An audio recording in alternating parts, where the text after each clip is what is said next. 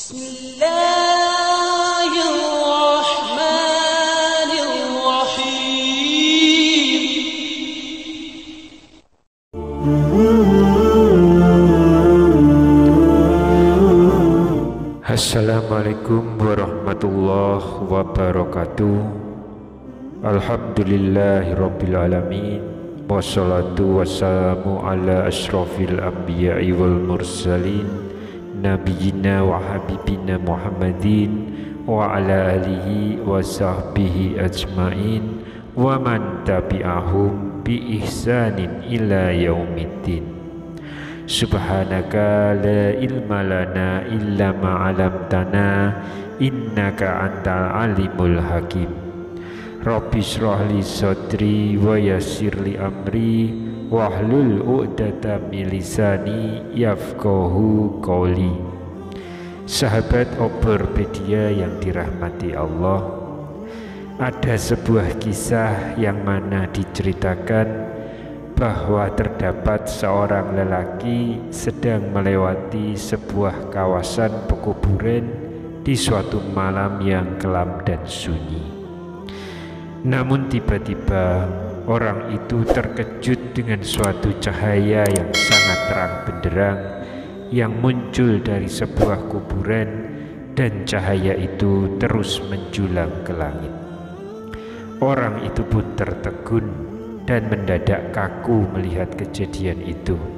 Dia berpikir sesaat, kemungkinan kuburan itu adalah kuburan seseorang yang sangat istimewa, ataukah ia adalah seorang waliullah atau ulama atau orang soleh yang sangat istimewa kedudukannya di sisi Allah Subhanahu wa Ta'ala.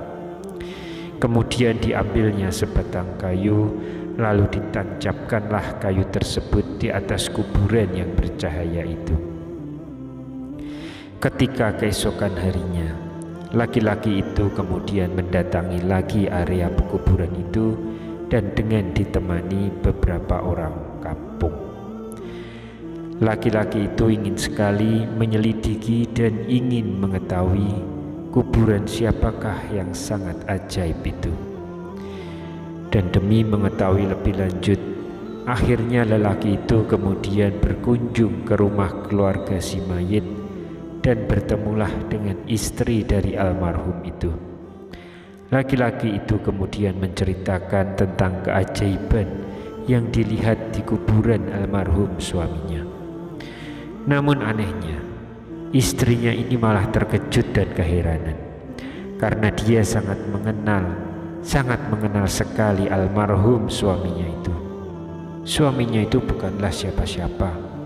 Suaminya hanyalah seorang petani biasa saja, bukan pula seorang yang alim, bukan seorang ahli ibadah, bukan juga orang yang soleh.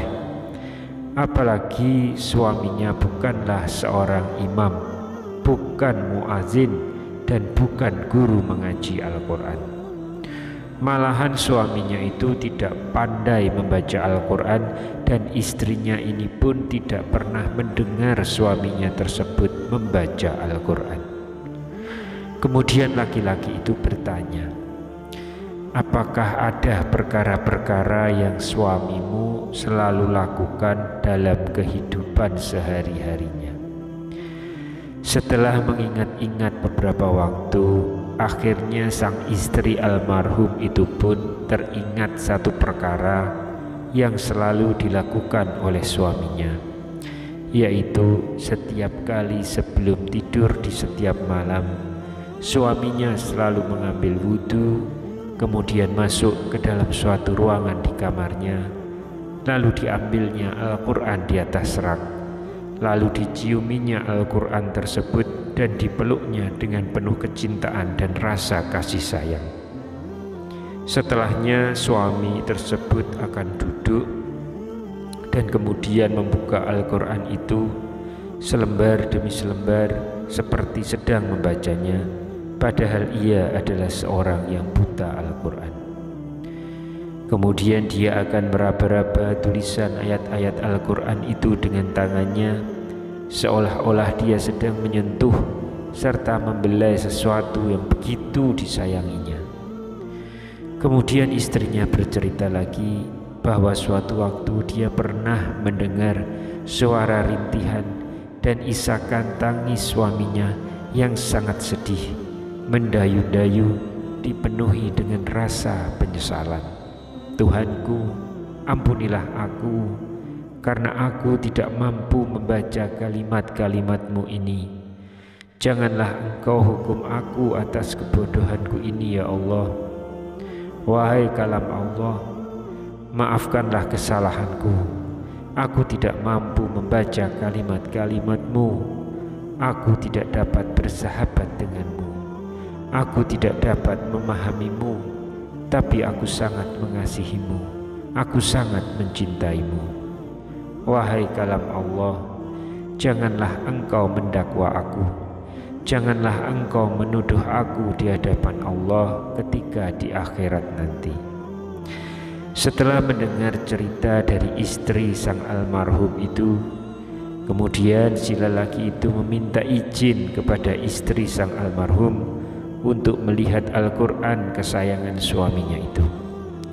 Dan benar saja, dan sangat mengharukan setelah dia melihat sendiri kitab suci yang mulia itu sudah terlihat lusuh. Lembaran-lembarannya kelihatan sering dibuka berkali-kali, dan ada bekas tetesan air mata di kertasnya sebagai tanda bahwa seseorang sering menangis berurai air matanya tatkala membuka lembaran yang maha suci itu. Pastinya sang almarhum ini adalah pribadi yang sangat mulia pribadinya. Hatinya telah bersatu dengan roh Al-Quran. Dia sangat mengasihi kalimat-kalimat Allah itu dengan sungguh-sungguh. Itu berarti ia sungguh mengasihi Allah dengan seluruh jiwa dan raganya. Sahabat yang dirahmati Allah, marilah kita menghidupkan Al-Quran di dalam masjid kita, di dalam rumah kita, di dalam diri kita, setiap waktu, setiap saat, dan luangkan waktu kita setiap hari untuk membaca Al-Quran dan pahamilah isi-isinya.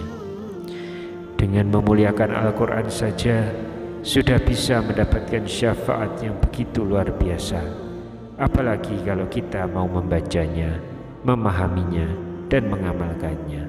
Subhanallah. Demikian yang bisa saya bagikan pada kesempatan kali ini.